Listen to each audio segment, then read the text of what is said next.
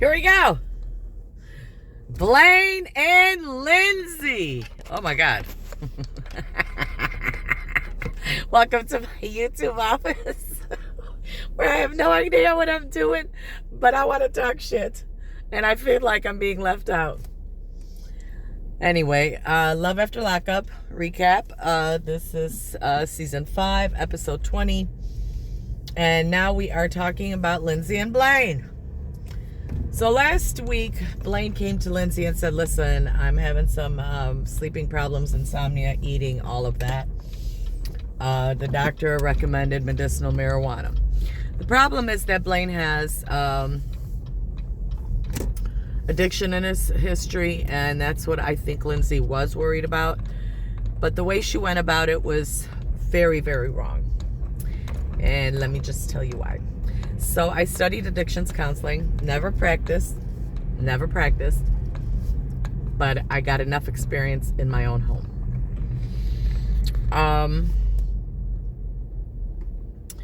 He needs help. I could tell by his pupils when they dilate, and all you could see is like his eyes, like he always looks like he's on something. His eyes look like something that my sisters looked like right before she had her mental breakdown. They were just the brain was overly stimulated. So I don't agree with this one with Lindsay. If it would help him eat and sleep, two things that are essential to life. Good sleep, as I have found out, the sicker I've gotten, is essential. I don't understand this reaction she gave him. And whatever pressure he's under and feels like he's underperforming, maybe financially, a lot of times men, if they're not feeling like they are the provider, it makes them feel less than. And that's the time for you to either get therapy or recognize that he's having a hard time and he's probably very depressed. Now, him flipping the bacon, don't agree with it. But the type crying from Lindsay was so fake to me. She told us a couple episodes ago that she's petrified of going to jail and being single. So she wants to lock down Blaine, get him off the market, just in case she goes away. And now she wants us to believe that it's because she loves him. Now, look, I'm not going to question her love for him because I do think she does love him. I just don't think it's healthy anymore from what we're seeing. He loves her to pieces. She loves him to pieces. They're just not good together. Sometimes that happens. What I can't handle is this constant berating of him for just basically mentally losing it. And that's what everybody went off about, that he goes to the daughter. Now, that I don't agree with. But he is in such a bad state of mind that he's not thinking correctly. So when he came to you and said, I am depressed, there were a few things you should have done. One is make sure he has health insurance that will provide him with mental health care. 2, make an appointment for him. And 3, make sure he follows up. That way, you know exactly from the therapist what is best for Blaine, not what is best for Lindsay. Now, the problem is that you're on parole and you can't be around someone who has any kind of Schedule 1 drugs, which, fuck me, but can we take weed off of there? Can we please just stop it? If there's ever proof that it doesn't fry your brain cells, I am it. It's ridiculous that it's still on the same schedule as heroin and, as Rick James would say, cocaine is a hell of a drug. So they cannot be equal. There's no way that those two can be compared. So, Lindsay, get out of Blaine's ass. Blaine, you need to go see a therapist right away. You need to probably see a psychiatrist so you can get medications. if you're not going to smoke pot. But let me just say this from a personal standpoint at this point. I have nothing more to say about this couple except they need help. So when I was turning about 40, my sister was finding out that she needed a new heart. My brother had already passed. My nephew had self-deleted. And my mother sat there looking at me and said, you know, if I knew that pot did no damage and that every one of my kids would turn out like you, I would have let all of you smoke. Because I got called all of the worst names you can be called in Polish. And one of them is narkomanka. Man, to be called that because you smoke was too much. It did some damage to me because I always felt like something was wrong with me. But I had a lot of stomach bloating problems. I had a lot of sleep problems. And I had a really bad neurotic condition. I believe it's called neurosis. It's pretty crazy. We are all cuckoo for Cocoa Puffs. But it helped. It helped me stay off medications. I didn't start taking meds till I was in my late 40s. And that was strictly because I got to the point where I got so sick that without them I would not be able to function.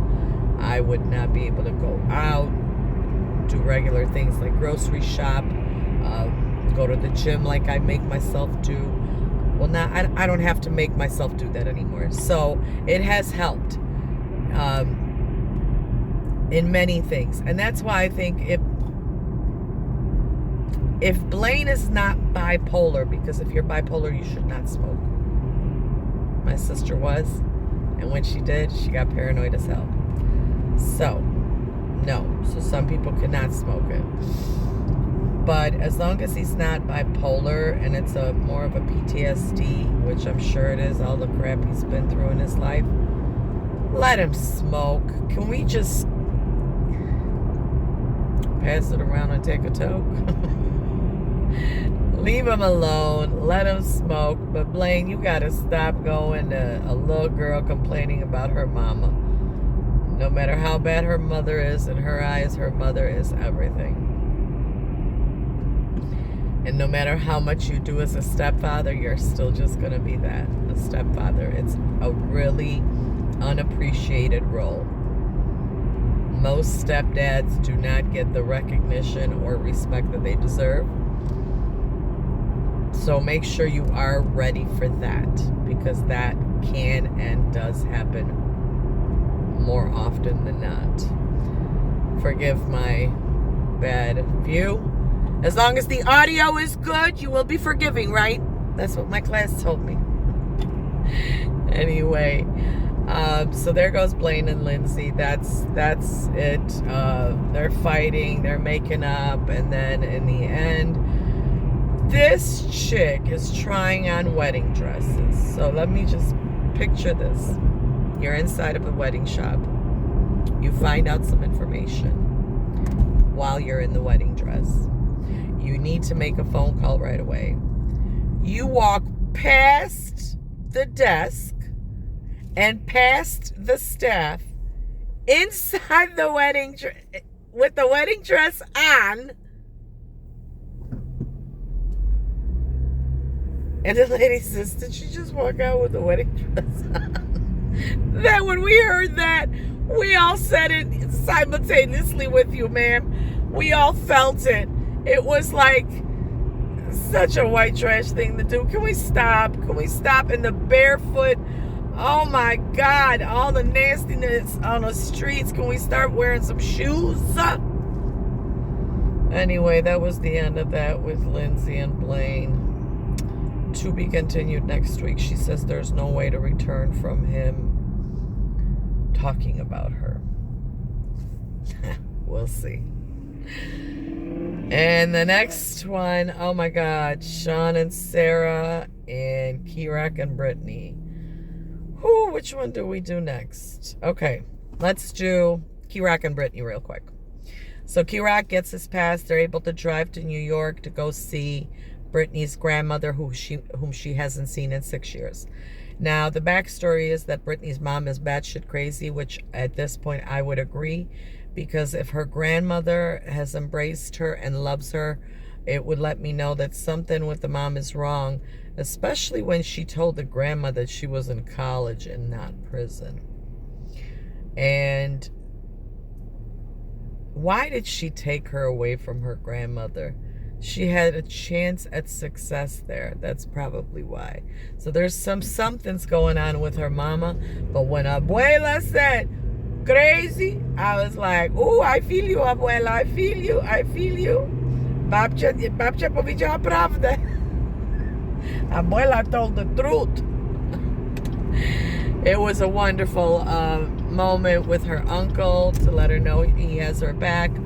But as far as anything, they didn't fight this episode, which was nice to see because this fighting was getting to be too much. But I'm starting to understand why Brittany is walking around so angry all the time.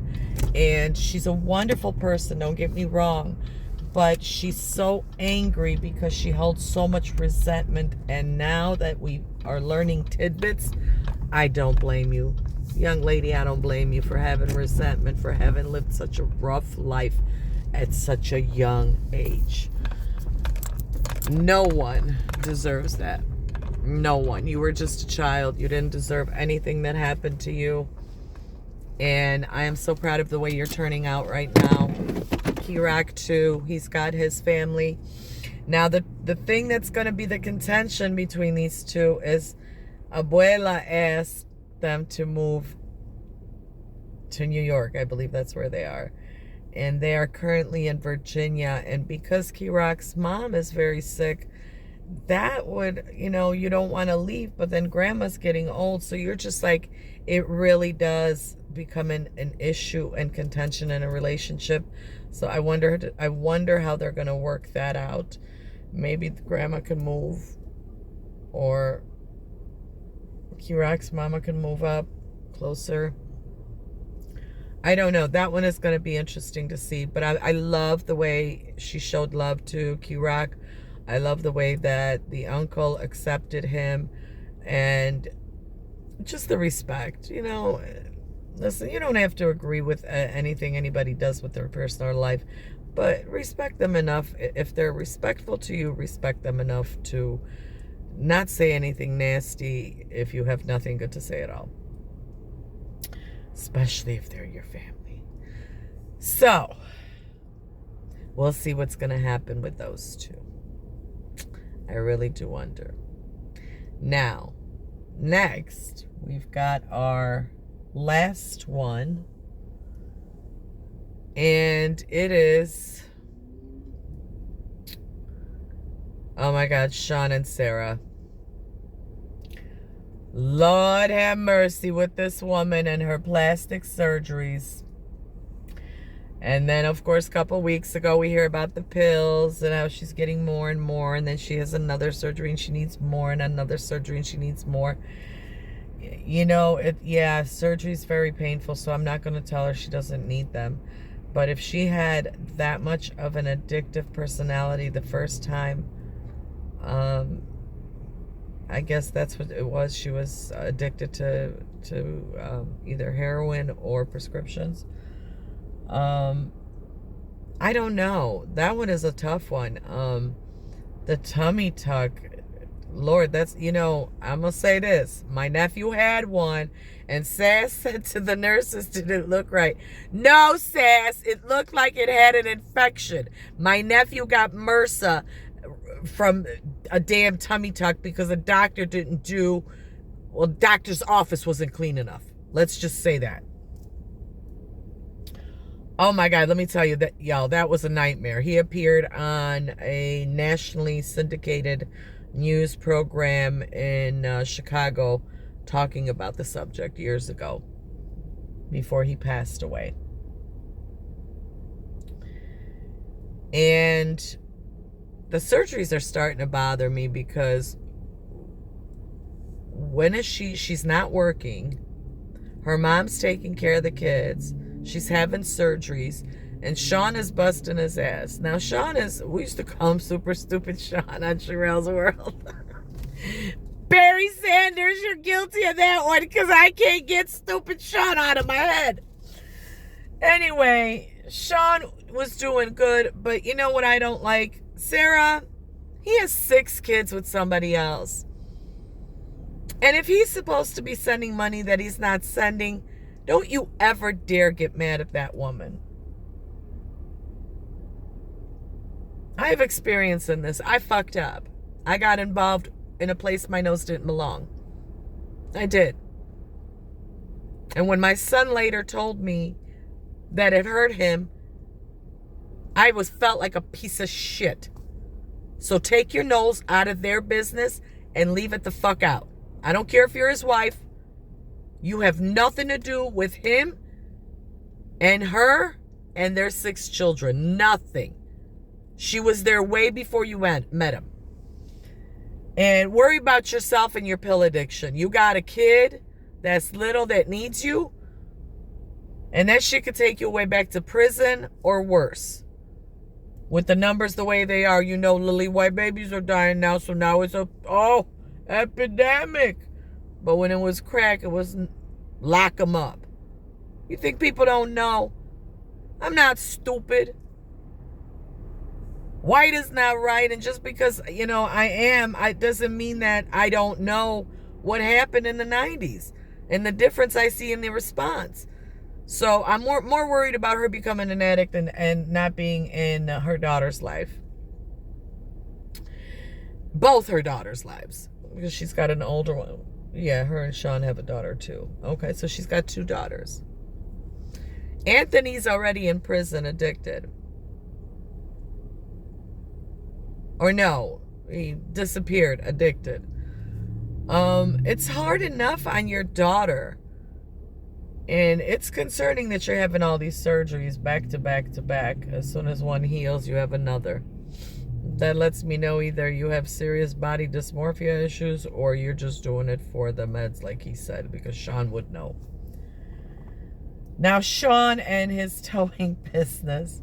Let me tell you something. When you start a business or you buy a house or you buy a car and it's anything that's used, oh my God, anything that can go wrong does. When I first bought my home in 2020 here, a car drove through it within 3 months. And I don't mean through my fence.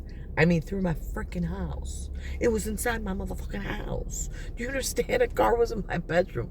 So I'm saying that just to say that shit can happen and you run out of money fast. We had so many emergencies within 3 months. The reserve that I had of $20,000 was gone. And then it was like, oh shit, what do we do now? So yeah, life be lifing, and that shit ain't easy, especially when you run out of money. Ooh, how appropriate. I'm wearing green talking about money. Okay. So that's where I just think, in any business, when you start and you buy something used, it's like you're taking a chance. So I do wish them well because they do have a family. But I'm sorry. What did you say about saving money for plastic surgeries? No freaking way would I have gotten any plastic surgeries knowing that my husband is starting a business and every dollar is needed. And you're sitting there pissing away. Because let me tell you something. Tummy tuck is a minimum $10,000, and that's on a cheap end. Your boobs were what? 12? That's $22,000. What else did you have done? Because he mentioned a few other things. It's ridiculous that someone has nothing, but they piss it away on plastic surgery. Listen, I have a lot of imperfections. I would love to get this done, lift it back up so I look youthful again. Get rid of the wrinkles here. Of course, the eyelids. Now that I actually can get done. I'm just so scared right now. The puffiness. So, I've got imperfections too. And the more I look at myself as I'm aging, the less I like myself. But what the fuck am I going to do? I don't have the money to piss away on plastic surgery. So I'm going to do what everybody else does that is normal or semi-normal. I'm going to pay my bills and my priorities before I go ahead and start buying extra things and pissing away money on plastic surgery. You were wrong for that, Sarah, and you were wrong to get your ass involved in that phone call too. So I'm just telling you, as somebody with experience, get the fuck out of that business. That was none of your motherfucking business. None. At this point, I'm getting upset because I keep thinking about how my son came to me years later and told me how me and his mother going at it affected him. And he loved me. So it was hard for him. These kids don't know you, and I don't think they want to get to know you because essentially you took their dad. As a step monster, your job is to make sure you organize either them coming once a year for a month to visit or you guys going out there. That should be something that would be a priority for a step monster. That lets me know you don't give a shit about Sean, his kids, anything except what you want.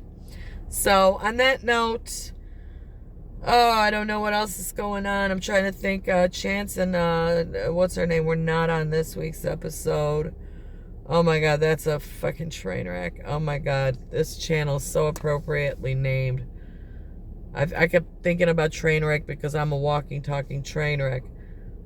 But damn it, these shows are fucking train wreck entertainment. Oh my God. Thank you so much. Subscribe!